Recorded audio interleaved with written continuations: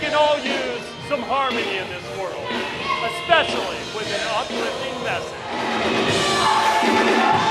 This youth choir reunion is a soulful celebration, 50 years in the making.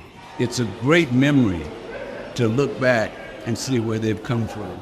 Reverend Joseph Slade was the minister of music at Calvary Baptist in the 70s and 80s. All of these adults used to be children in his choir who grew up with love. We never had anyone in jail. I mean, they weren't perfect, but as a whole, great kids. How old were you when you sang in this choir? 12. Ferris Davidson has grown a little gray and now sits in a wheelchair. But his choir's message never changed. Stay together, be encouraged, and keep your enthusiasm up.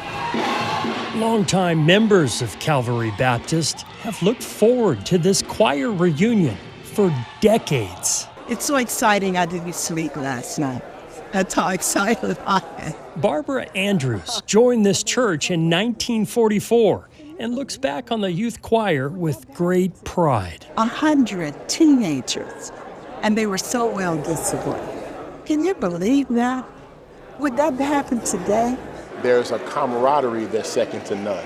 Dr. Kevin E. Stafford leads Calvary Baptist now. Come on, praise the Lord, everybody. And for him to stand before a congregation that once heard Martin Luther King Jr. preach. Humbling, to say the least. To know that Dr. King, his footsteps brought him to this pulpit that now has been entrusted to me is an honor, is a privilege. Pastor Slade, we are blessed. Before Reverend Slade came to Calvary Baptist, another choir he led sang for MLK Jr. What was that moment like? When you meet him, it's really something. He's special. I have prized President Johnson. The Reverend says Dr. King fought for the good of the people, a message his choir still sings about today. Sometimes in a whisper, and sometimes at the top of their lungs. Their faith is firmly grounded on earth, but their voices can be heard in the heavens. What do you think Martin Luther King Jr. would think about your performance today? He'd love it.